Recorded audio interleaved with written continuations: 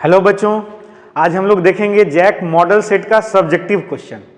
तो subjective question में जो हम लोग ऑब्जेक्टिव क्वेश्चन ऑलरेडी देख चुके हैं 1 to 25, तो सब्जेक्टिव क्वेश्चन स्टार्ट होता है क्वेश्चन नंबर 26 थे। तो चलिए देखते हैं क्वेश्चन नंबर 26। क्वेश्चन है give an example of negative deviation from Raoult's law. Raoult's law में दो सॉल्यूशन होते हैं। जो राउल्ट्स लॉ को ओबे करता है उसको बोलते हैं पॉजिटिव, जो राउल्ट्स लॉ को ओबे करता है उसको बोलते हैं आइडियल सॉल्यूशन, और जो राउल्ट्स लॉ को ओबे नहीं करता है उनको कहते हैं नॉन आइडियल सॉल्यूशन। अब नॉन आइडियल का ही दो टाइप होता है, एक पॉजिटिव डेविएशन और दूसरा नेगेटिव डेविएशन। पॉजिटिव डेविएशन में जो सॉल्यूशन के कंपोनेंट्स होते हैं उनका अट्रैक्शन इंटरेक्शन पहले से जो उनका इंटरेक्शन होता है उसके तुलना में कम हो जाता है। लेकिन निगेटिव डेविएशन में जो सॉल्यूशन के कंपोनेंट्स होते हैं उनका इंटरेक्शन पहले की तुलना में बढ़ जाता है। तो पहले की तुलना में बढ़ने के लिए होना चाहिए या तो वो आयोनाइज हो जाए, आयोनाइजेबल, जैसे मान लीजिए HCl एंड वाटर ले लें। HCl को जब वाटर में डिसोल्व करेंगे तो ये आयोनाइज होकर के H+ एंड Cl- देगा। आयोनाइज हो जाने की वजह से आयनिक बॉन्ड स्ट्रांग होता है, आयोनाइज हो जाने की वजह से इसका इंटरेक्शन स्ट्रांग हो जाएगा। या तो ये एग्जांपल दे सकते हैं आप, या फिर एग्जांपल दे सकते हैं, एग्जांपल एक ही देना है। अभी आपको एक और बता देते हैं, HNO3 एंड वाटर। HNO3 भी आयोनाइजेबल है। HNO3 आयोनाइज होकर के देता है H+ एंड NO3-। तो जो भी एग्जाम्पल लेंगे वो आयोनाइजेबल ही लेना है ताकि वो इंटरेक्शन बढ़ा सके बाद में।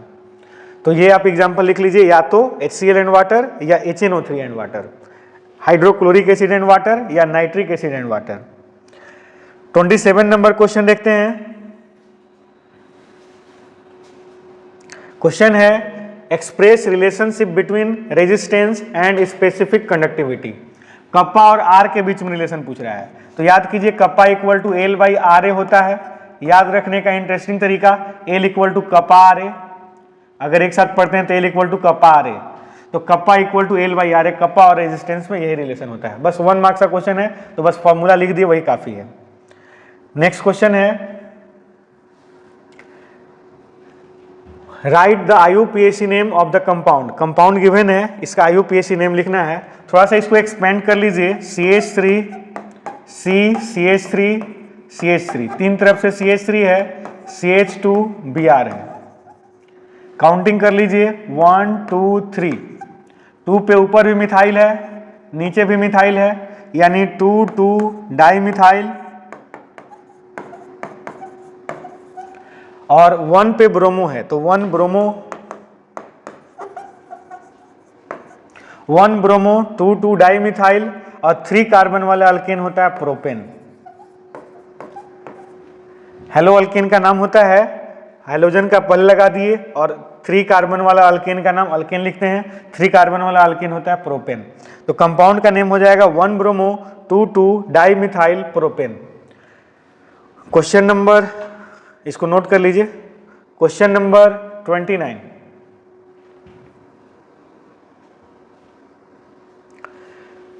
Name the aldehyde which does not give Fehling solution test. एक एल्डिहाइड का तो यही है पहचानने का तरीका कि जो फेलिंग सॉल्यूशन देता है वही एल्डिहाइड है, लेकिन एक एल्डिहाइड ऐसा होता है जो फेलिंग टेस्ट नहीं देता है। वो एल्डिहाइड है आपका बेंजल्डिहाइड। बेंजीन में जो CHO होता है बेंजल्डिहाइड, इसमें एल्डिहाइड ग्रुप होते हुए भी ये फेलिंग टेस्ट नहीं देता है, तो इसको याद ही रखना है आपको। बेंजल्डिहाइड एरोमेटिक एल्डिहाइड होता है। नेक्स्ट क्वेश्चन की ओर बढ़ते हैं। Question number 30, the reagent to convert nitrile to primary amine. Alkane nitrile को प्राइमरी एमीन में कन्वर्ट करना है। ये रिएक्शन आप लोग बहुत बार यूज किए होंगे, RC≡N, यही आपका अल्केन नाइट्राइल है, अल्केन नाइट्राइल। इसका रिडक्शन करके प्राइमरी एमीन बनाना है, RNH2, RCH2NH2। तो इसके लिए रिएजेंट, रिडक्शन के लिए रिड्यूसिंग एजेंट सबसे अच्छा होता है लिथियम एल्युमिनियम हाइड्राइड, LiAlH4। तो आपका आंसर हो जाएगा यही, बस सिर्फ LiAlH4। ये रिएक्शन याद दिलाने के लिए पूरा रिएक्शन लिख दिए। ये है primary amine, 1 degree amine. Reaction याद आ जाए इसलिए इसको लिख दिए, लेकिन आंसर सिर्फ इतना होगा LiAlH4, जिसका कि नेम होता है lithium aluminium hydride. Lithium aluminium hydride.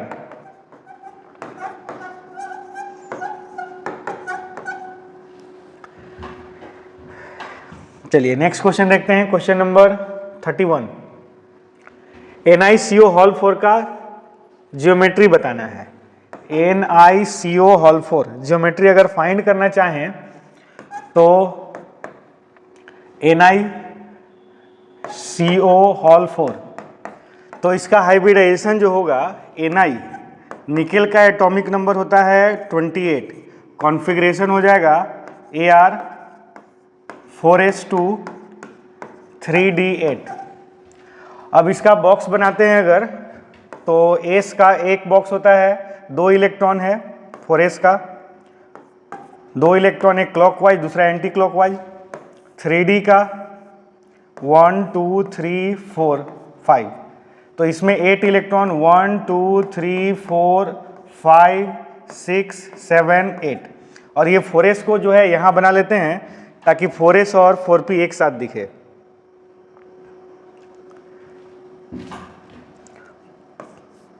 Four S 4p, p में 3 बॉक्स होता है,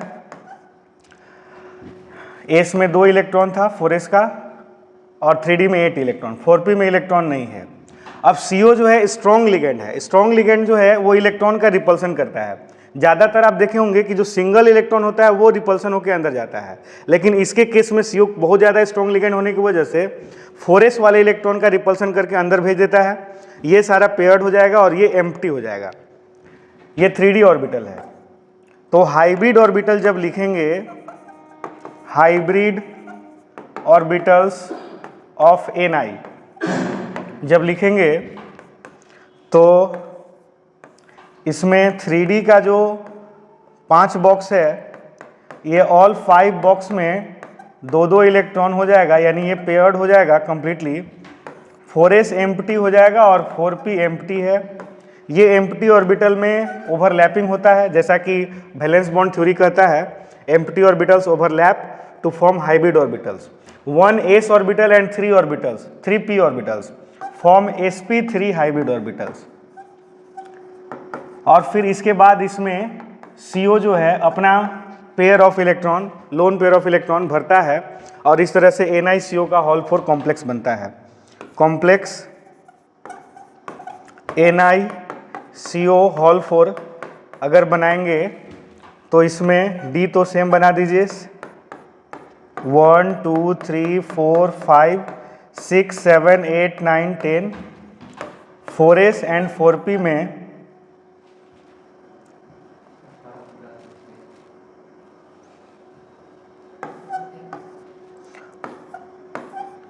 4s एंड 4p में CO जो है अपना लोन पेयर ऑफ इलेक्ट्रॉन भर देगा। एक CO एक बॉक्स में भरेगा, 4 CO है तो 4 बॉक्स में अपना इलेक्ट्रॉन भर देगा। ये हो गया sp3 हाइब्रिड ऑर्बिटल की वजह से शेप कहें या जियोमेट्री कहें, जियोमेट्री, इसका जियोमेट्री हो जाएगा टेट्राहेड्रल। अब क्वेश्चन में सिर्फ पूछा है आपसे कि इसका जियोमेट्री क्या होगा, तो जियोमेट्री पूछेगा तो टेट्राहेड्रल। अगर आपसे पूछे कि इसका हाइब्रिडाइजेशन क्या होगा, तो हाइब्रिडाइजेशन हो जाएगा sp3। अगर इसमें पूछे कि ये लो स्पिन होगा हाई स्पिन होगा, तो ये लो स्पिन होगा। और उसके बाद अगर इसमें पूछा जाए कि इसमें पैरामैग्नेटिक होगा कि डाईमैग्नेटिक होगा, तो ये डाईमैग्नेटिक होगा। तो इस तरह से NiCO हॉल 4 से रिलेटेड जो भी क्वेश्चन आपसे पूछेगा आप उसको सॉल्व कर सकते हैं। Question number 32, what are the hydrolysis products of sucrose. Sucrose का हाइड्रोलिसिस करेंगे तो क्या क्या प्रोडक्ट मिलेगा। सुक्रोज का फॉर्मूला याद कीजिए, C12H22O11। इसका हाइड्रोलिसिस करेंगे, सुक्रोज ये डाइसेक्राइड होता है सुक्रोज, इसका हाइड्रोलिसिस करेंगे तो ये देता है C6H12O6 प्लस C6H12O6। एक इसमें होता है यूनिट ग्लूकोज और दूसरा यूनिट होता है फ्रक्टोज। तो आंसर होगा ग्लूकोज एंड फ्रक्टोज। आंसर बस इतना लिखना है आपको, glucose and fructose.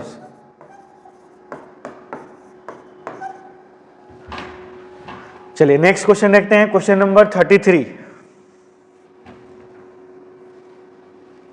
Amine, why do amines behave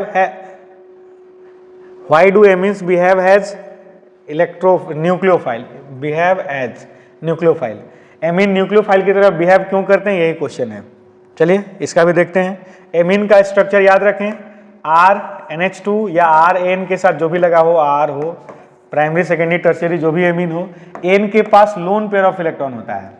तो बस आंसर अगर एक लाइन में लिखना हो तो आप ये लिख सकते हैं, due to presence of active lone pair of electrons. Active lone pair, ये जो इलेक्ट्रॉन का पेयर है इसी को लोन पेयर बोलते हैं। Loan pair of electrons on nitrogen. Nitrogen के ऊपर active lone pair of electron रहता है और नाइट्रोजन इलेक्ट्रोनेगेटिव भी होता है। इलेक्ट्रोनेगेटिव होने की वजह से ये न्यूक्लियोफाइल की तरह बिहेव करते हैं। एमीन बिहेव एज न्यूक्लियोफाइल, यह इसका आंसर हो जाएगा। चलिए नेक्स्ट क्वेश्चन देखते हैं, question number 34। What happens when aniline is treated with bromine water. What happens when को थोड़ा सा लैंग्वेज में भी लिखते हैं, लैंग्वेज इसका यही है, aniline is treated with bromine water.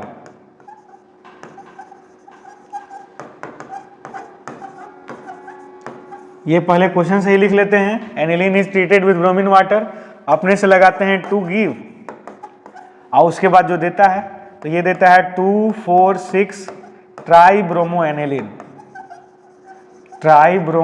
Aniline. Reaction देख लेते हैं कैसे देता है। एनिलीन ले लीजिए, एनिलीन यही है, इसको ब्रोमीन वाटर के साथ Br2 वाटर के साथ रिएक्शन करा दीजिए, तो ये दे देगा 2,4,6, 2 पोजीशन पे, 4 पोजीशन पे और 6 पोजीशन पे Br लग जाएगा, 3Br2 ले लेना होगा, इधर 3HBr निकल जाएगा। इसको बोलते हैं 2,4,6 ट्राइब्रोमो एनिलीन।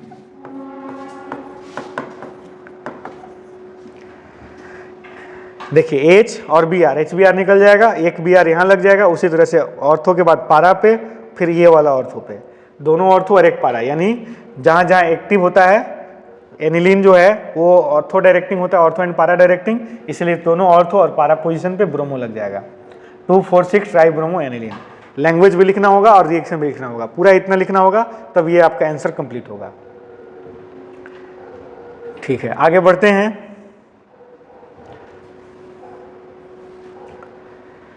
नेक्स्ट जो क्वेश्चन है उसमें थोड़ा शॉर्ट आंसर टाइप क्वेश्चन है, वो वेरी शॉर्ट आंसर टाइप था, आगे शॉर्ट आंसर टाइप क्वेश्चन है, इसमें एनी 6 क्वेश्चन का आंसर दीजिएगा। चलिए क्वेश्चन देखते हैं। क्वेश्चन नंबर 35 है, differentiate between molality and molarity. Molality और मोलारिटी में डिफरेंस लिखना है। मोलारिटी एक तरफ लिख लीजिए, एक तरफ लिख लीजिए मोलालिटी। फर्स्ट दोनों का डिफिनेशन लिख दीजिए। Number of moles of solute,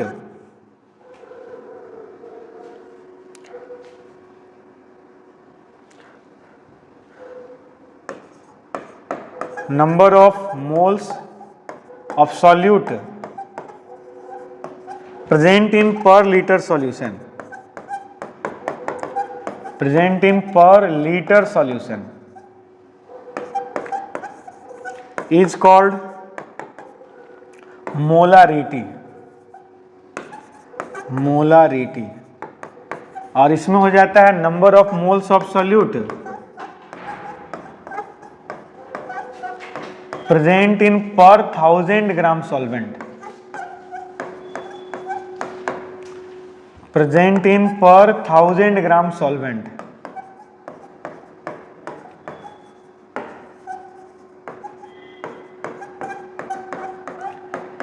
is called molality. तो डिफरेंस हो गया आपका, यहाँ पे पर लीटर है, वहाँ पर केजी है, या पर 1000 ग्राम को ही पर केजी बोलते हैं। यहाँ पे सॉल्यूशन है, वहाँ पे सॉल्वेंट है। एक तो ये डिफरेंस हो गया। दूसरा ये जो है it is denoted by capital M, it is denoted by capital M और it is denoted by small m, it is denoted by small m, इसको स्मॉल एम से डिनोट करते हैं। ये हो गया फर्स्ट, ये हो गया सेकेंड, फर्स्ट सेकेंड। उसके बाद यूनिट लिख दीजिए, इसका यूनिट हो जाएगा, दोनों में यूनिट लिख दीजिए, यूनिट हो जाएगा moles per litre, number of moles bye पर लीटर, तो मोल पर लीटर, मोल पर लीटर। और इसका यूनिट हो जाएगा मोल पर केजी, मोल पर केजी। तो यूनिट भी दोनों का डिफरेंट हो गया। टेम्परेचर का भी डिपेंडेंस देख लीजिए, इसका फॉर्मूला होता है NB बाई भी, यानी इसमें वॉल्यूम आता है, जिसमें वॉल्यूम आता है, volume is directly proportional to temperature, इसमें वॉल्यूम आता है यानी ये टेम्परेचर पे डिपेंड करता है। तो इट डिपेंड्स ऑन टेम्परेचर और इसका वैल्यू डिक्रीज करता है with increase in temperature, it depends on temperature, temperature पे डिपेंड करता है, इसका वैल्यू जो है डिक्रीज करता है विथ इंक्रीज इन टेम्परेचर। और इसमें लिख सकते हैं कि it is independent of temperature, it is independent of temperature, independent,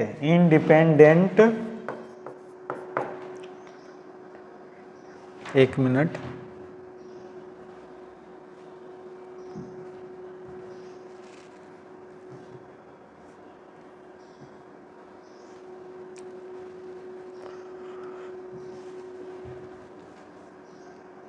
unit था मोल पर KG, it is independent of temperature, ये टेम्परेचर पे डिपेंड नहीं करता है तो फिर उसके साथ वेरिएशन ही नहीं होगा। तो ये डिफरेंस भी हो गया और पूरे क्वेश्चन का आंसर भी हो गया। ये देख लीजिए पूरा।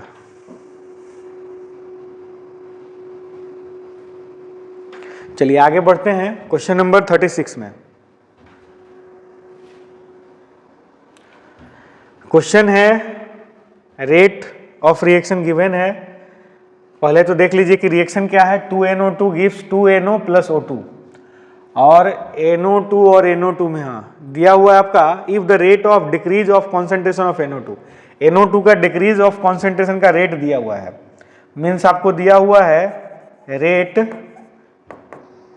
Minus D concentration of NO2 by dt, इसका वैल्यू गिवन है 6.0 into 10 to the power minus 12। आपको फाइंड करना है what will be the rate of increase of concentration of O2, O2 का इंक्रीज का रेट आपको फाइंड करना है। तो rate of increase of O2, increase of O2, अगर इसे कंपेयर करेंगे तो जब ये 2 डिकम्पोज होता है तो ये 1 बनता है, तो इसका अगर रेट देखा जाए तो इसके रेट का सिर्फ हाफ होगा, ये 2 तो ये 1, तो इसका रेट निकालना है तो इसके रेट का डायरेक्ट हाफ हो जाएगा, यानी ये हो जाएगा, इसको आप लिख सकते हैं ऐसे D concentration of NO, D concentration of O2, D concentration of O2 by dt, rate of increase of O2, ये हो जाएगा इसका हाफ, यानी 6.0 into 10 to the power minus 12 by 2, तो ये फाइनल वैल्यू आ जाएगा 3 into 10 to the power minus 2। और उसी तरह से पूछा जा रहा है rate of what will be the increase of concentration of O2। अच्छा बस इतना ही है। अगर इसमें मान लीजिए NO का रेट ऑफ रिएक्शन पूछता तो जो NO2 का रेट ऑफ रिएक्शन होता है वही NO का भी होता है, क्योंकि इसके पहले भी 2 लगा है, इसके पहले भी 2 लगा है, तो दोनों का रेट सेम हो जाएगा। ऐसे यहाँ पे पूछा सिर्फ O2 का है तो O2 का फाइंड कर दिए, हो गया 3 into 10 to the power minus 2। चलिए नेक्स्ट क्वेश्चन देखते हैं, question number 37। Write the IUPAC names of following coordination compounds. अभी इसका नेम बता देते हैं आपको और इसका रूल बना करके और नए तरीके से पूरा डिटेल में समझाएंगे, उसका अलग वीडियो अपलोड करेंगे। अभी सिर्फ इतना ही का नेम देख लीजिए। तो फर्स्ट है आपका K3CrC2O4 होल 3। तो ये है एनायनिक कंपाउंड और एनायनिक कंपाउंड का रूल होता है कि सबसे पहले नेम ऑफ पॉजिटिव पार्ट लिखते हैं। तो नेम ऑफ पॉजिटिव पार्ट इसका हो जाएगा पोटेशियम। उसके बाद नंबर ऑफ लिगेंड लिखते हैं, नंबर ऑफ लिगेंड है ट्राई। C2O4 ऑक्जेलेट होता है यानी ऑक्जेलेटो, और क्रोमियम में 8 लगाएंगे तो हो जाएगा chromate. Chromate oxidation number find कर लेंगे, इसका हो जाएगा X। K का +1 होता है तो 3 ठो का +3, C2O4 का -2 होता है तो 3 ठो का -6। X + 3 - 6 = 0, तो X = आ जाएगा +3। कोड इसका ऑक्सीडेशन नंबर हो जाएगा 3। ऑक्सीडेशन नंबर इस तरह से ब्रैकेट में लिख देते हैं। फर्स्ट आंसर हो गया। सेकेंड है क्वेश्चन CONH3 होल 5 ClCl2। ये कैटायनिक कंपाउंड है, इसमें पहले पॉजिटिव पार्ट नहीं होता है। तो इसका देख लीजिए, एमीन है 5 और क्लोरो है 1। तो सबसे पहले 5 एमीन के लिए पेंटा एमीन, अल्फाबेटिक ऑर्डर में लिगेंड्स का नेम लिखते हैं। तो एमीन और क्लोरिडो में पहले एमीन आएगा, इसलिए पेंटा एमीन पहले लिख लिए। उसके बाद क्लोरिडो एक ही है तो क्लोरिडो। उसके बाद name of central metal cobalt. Oxidation number तो 3 आएगा। कैसे आएगा देखिए, इसका X मान लीजिए, NH3 का 0, Cl का -1, यहाँ 2 Cl है, 2 Cl का -2। X + 0 - 1 - 2 = 0, तो X = आ जाएगा +3। तो इसका भी ऑक्सीडेशन नंबर हो गया +3। नेक्स्ट क्वेश्चन है, ये फर्स्ट जैसा ही है, ये भी एनायनिक है। एनायनिक कंपाउंड में पहले पॉजिटिव पार्ट होता है, तो पॉजिटिव पार्ट का नेम हो जाएगा पोटेशियम। पोटेशियम। उसके बाद 6 लिगेंड है तो नंबर ऑफ लिगेंड हो जाएगा hexa. IUPAC name of ligand CN है तो साइनिडो। और नेम ऑफ सेंट्रल मेटल में 8 लगाइएगा तो ये हो जाता है फेरेट। आयरन में 8 लगा दीजिएगा तो ये हो जाता है फेरेट। ऑक्सीडेशन नंबर इसका भी 3 आएगा। कभी कभी ये भी क्वेश्चन दे देता है कि ऑक्सीडेशन नंबर फाइंड करें, तो ये भी आपको फाइंड करने आना चाहिए। सेंट्रल मेटल का ऑक्सीडेशन नंबर मान लेते हैं X। पोटेशियम का चार्ज याद रखिएगा हमेशा +1 होता है, तो 3 ठो का हो जाएगा +3। CN का -1 होता है तो 6 ठो हो जाएगा -6। X यहाँ लिखते हैं X + 3 - 6 = 0, X = +3। तो कभी कभी क्वेश्चन में देगा कि ऑक्सीडेशन नंबर फाइंड कीजिए, तो आराम से फाइंड कर दीजिएगा। अगर IUPAC नेम लिखने के लिए देगा तो IUPAC नेम लिख दीजिएगा। कभी कभी नेम से फॉर्मूला लिखने के लिए भी देता है, तो इस पर एक डिटेल्ड वीडियो बनाएंगे आगे। अभी इतना लिख लीजिए, आगे बढ़ते हैं क्वेश्चन नंबर 38 में।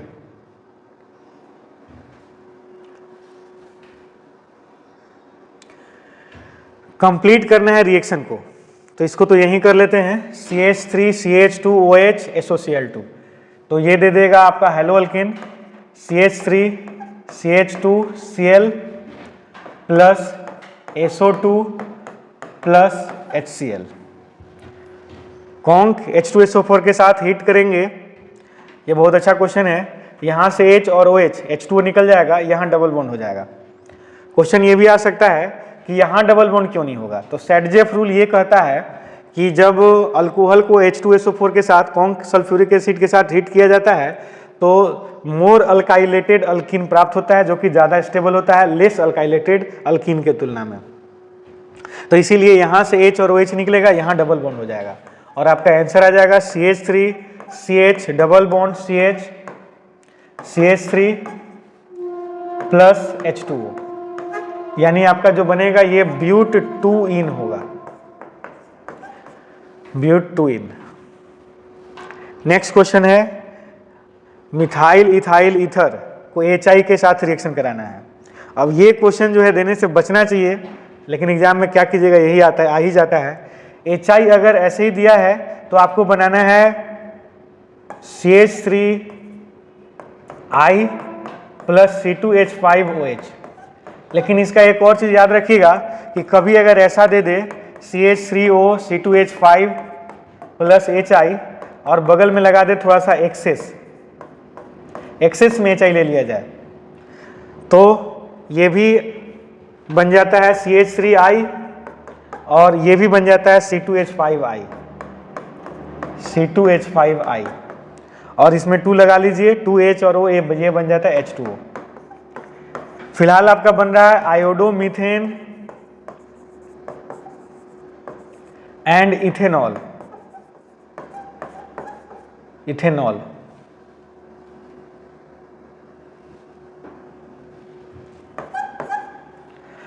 लेकिन अगर एक्सेस में लेंगे तो ये बन जाएगा आयोडोमीथेन एंड आयोडोइथेन। तो ये ध्यान देना है और याद भी रख लेना है कि बिना एक्सेस का आयोडोमीथेन एंड इथेनॉल बनाना है। जो लार्जर अल्काइल ग्रुप है उसको अल्कोहल बना देना है, जो स्मॉलर अल्काइल ग्रुप है उसको हेलो अल्केन बना देना है। लेकिन अगर HI एक्सेस में लेंगे तो दोनों को हेलो अल्केन बना देना है। इनके बारे में लिखना है पेप्टाइड लिंकेज, ग्लाइकोसाइड लिंकेज और name of base present in RNA। चलिए देखते हैं पेप्टाइड लिंकेज। पेप्टाइड लिंकेज होता है जैसे एमीन होता है RNH RCH NH2 COOH, ये होता है amino acid.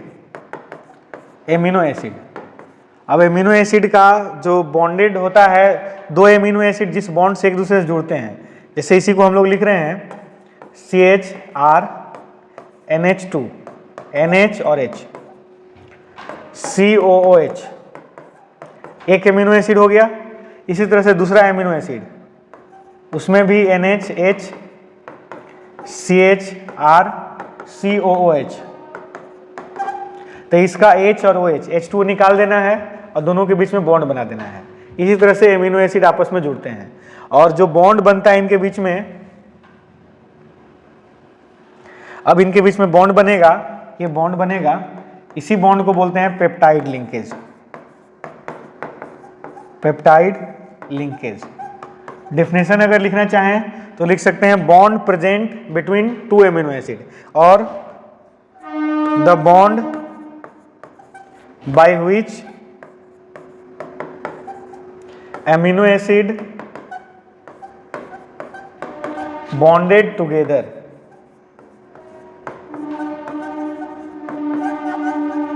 in polypeptide or protein is called peptide linkage। Peptide linkage, इसको नोट कर लीजिए।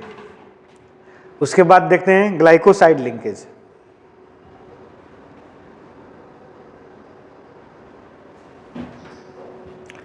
बी नंबर है ग्लाइकोसाइड लिंकेज। ग्लाइकोसाइड लिंकेज जैसे आप अगर स्ट्रक्चर याद रखे होंगे ग्लूकोज का, ग्लूकोज और फ्रक्टोज जो जुड़ते हैं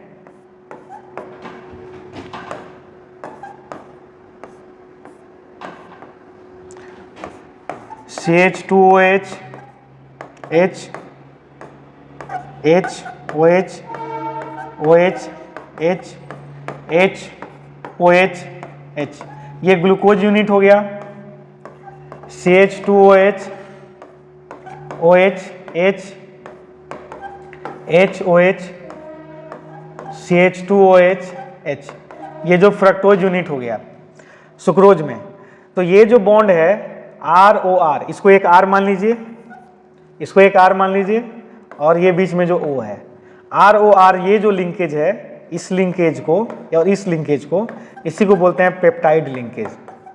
पेप्टाइड नहीं, ग्लाइकोसाइड लिंकेज।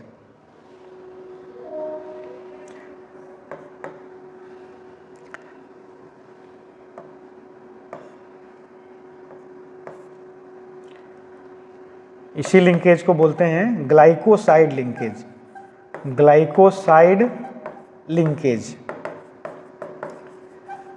इसका नेचर कभी कभी पूछ जाता है कि ये नेचर कैसा है, तो ईथर जैसा है, ईथर है ये, ROR ईथर। तो ग्लाइकोसाइड लिंकेज जो होता है ईथर होता है। तो हम लोग लिख सकते हैं the linkage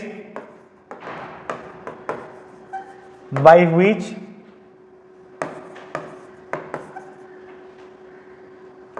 monosaccharide attach with other monosaccharide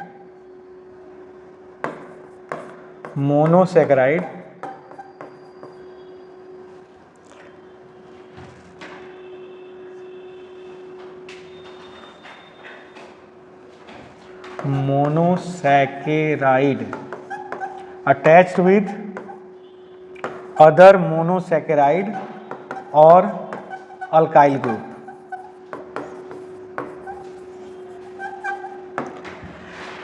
monosaccharide दूसरे मोनोसेकेराइड के साथ या दूसरे अल्काइल ग्रुप के साथ जिस लिंकेज से जुड़ता है उसी बॉन्ड को बोलते हैं ग्लाइकोसाइड लिंकेज। चलिए नेक्स्ट क्वेश्चन देखते हैं। RNA base present between RNA. चलिए नेक्स्ट क्वेश्चन है, तो name the base present in RNA. RNA में जो बेस पाए जाते हैं वो हैं एडेनिन,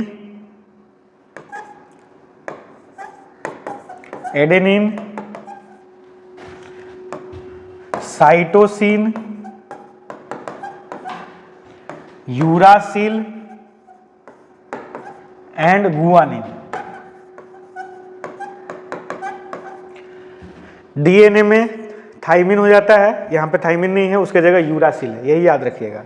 तो ये 4 बेस होते हैं आरएनए में, तो इनको लिख लीजिएगा, केवल नेम लिखना था, यही होते हैं। 39 हो गया। नेक्स्ट क्वेश्चन में बढ़ते हैं, क्वेश्चन नंबर 40।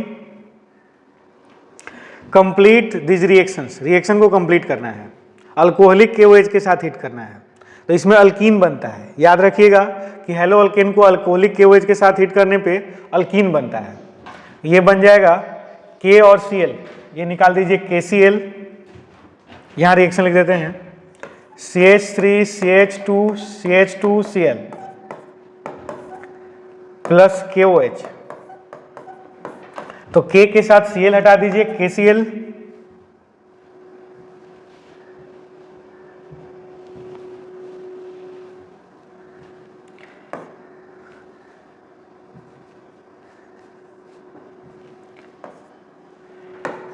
K के साथ Cl हटा दीजिए, KCl। उसके बाद H और OH निकाल दीजिए, H2O,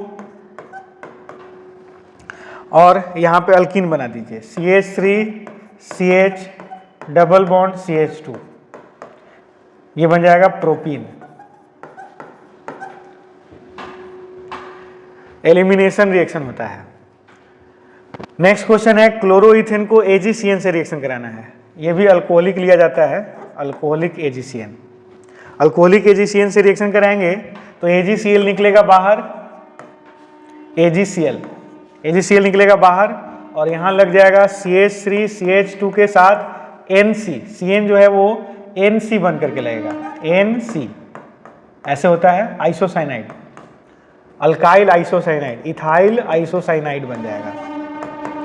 बॉन्ड नहीं भी दीजिएगा तो चलेगा, NC लिख देना है, इथाइल आइसोसाइनाइड। एसीटोन के साथ इसको गर्म करेंगे, ये फिनकेल्स्टीन रिएक्शन है, Na और Cl बन जाएगा NaCl, और ये CH3 के साथ लग जाएगा I। आयोडो अल्केन बनाने का मेथड है, क्लोरो अल्केन और ब्रोमो अल्केन को एसीटोन के प्रेजेंस में NaI के साथ हिट करते हैं तो आयोडो अल्केन बनता है, ये फिनकेल्स्टीन रिएक्शन है, उसी का एग्जाम्पल होगा, ये देख लीजिएगा। ये क्वेश्चन कंप्लीट हो गया, क्वेश्चन नंबर 40।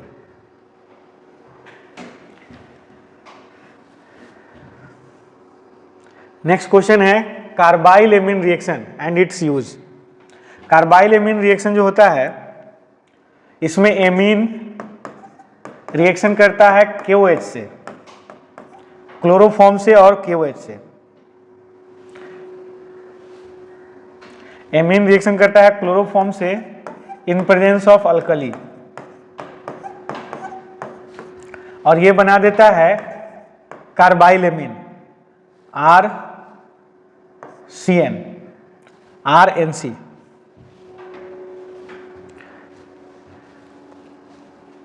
RNC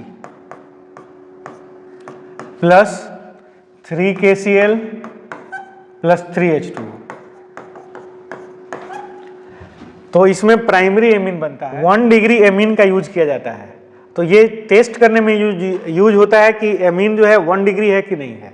वो 2 डिग्री और 3 डिग्री जो एमीन होंगे वो कार्बाइल एमीन नहीं बनाएंगे, जो 1 डिग्री एमीन होगा वही कार्बाइल एमीन बनाता है। ये जो बना ये कार्बाइल एमीन है,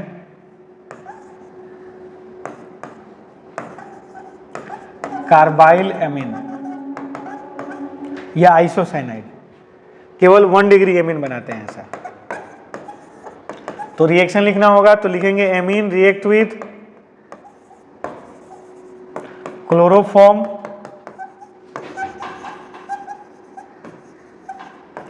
in presence of alkali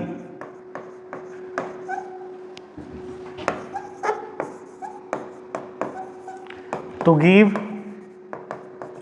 carbylamine. The reaction is known as carbylamine reaction, and in this reaction only 1 degree amine give carbylamine. Therefore use of this reaction is to identify, to detect 1 degree amine. 1 degree amine को पहचानने में, 1 degree amine को test करने में use होता है। This reaction is used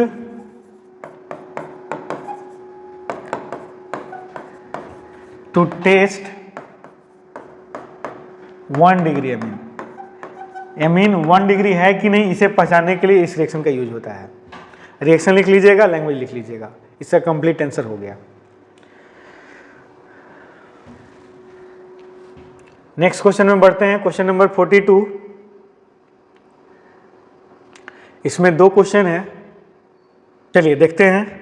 ए है define monosaccharide, give an example. Monosaccharide क्या होता है? स्मॉलेस्ट कार्बोहाइड्रेट होता है। कार्बोहाइड्रेट जैसे मोनोसेक्राइड मतलब एक ही सिंगल है, सिंगल सेक्राइड है। डाइसेक्राइड मतलब उसमें 2 कार्बोहाइड्रेट है, उसका हाइड्रोलिसिस करेंगे तो 2 ठो मोनोसेक्राइड मिलेगा। पॉलीसेक्राइड जो है उसका हाइड्रोलिसिस करेंगे तो ज़्यादा मोनोसेक्राइड मिलेगा। तो जिसका हाइड्रोलिसिस हो ही नहीं सकता है, स्मॉलेस्ट कार्बोहाइड्रेट है, उसको बोलते हैं मोनोसेक्राइड। ए का आंसर है मोनोसेक्राइड। तो स्मॉलेस्ट कार्बोहाइड्रेट्स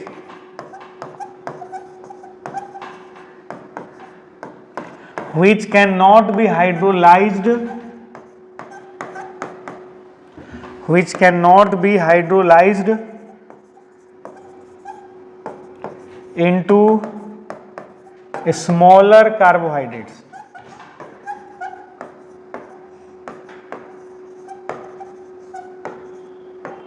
या स्मॉलर यूनिट्स लिख सकते हैं, आर कॉल्ड मोनोसेक्राइड्स।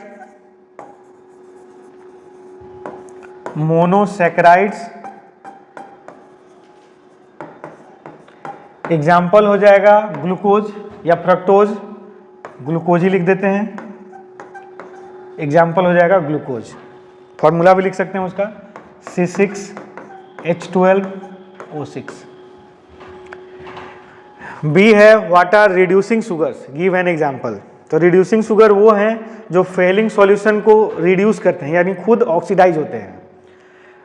ग्लूकोज और फ्रक्टोज जो हैं अगर उनको फेलिंग सॉल्यूशन से रिएक्शन कराया जाए तो वो ऑक्सीडाइज हो जाते हैं और फेलिंग सॉल्यूशन को रिड्यूस कर देते हैं। तो जो फेलिंग और टॉलेंस सॉल्यूशन को रिड्यूस कर दे और खुद को ऑक्सीडाइज कर ले, वैसे ही शुगर को बोलते हैं रिड्यूसिंग शुगर। तो इसका लिख दीजिए answer,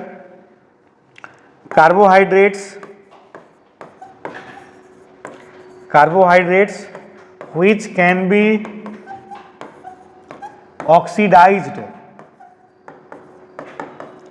by failing solution or tolerance reagent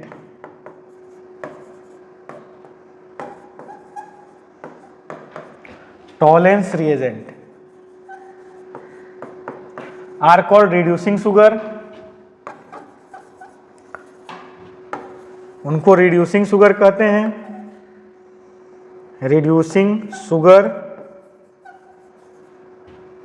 और इसका एग्जाम्पल भी लिख दीजिए, ग्लूकोज, ग्लूकोज या फ्रक्टोज, ये रिड्यूसिंग शुगर होते हैं। तो क्वेश्चन नंबर 42 तक जो था वो शॉर्ट आंसर टाइप क्वेश्चन था, उसका आंसर हम लोग यहाँ पे देख चुके। इसके आगे जो क्वेश्चन नंबर 43 से 48 है वो लॉन्ग आंसर टाइप क्वेश्चन है, तो उसको हम लोग अगले वीडियो में देखेंगे। धन्यवाद।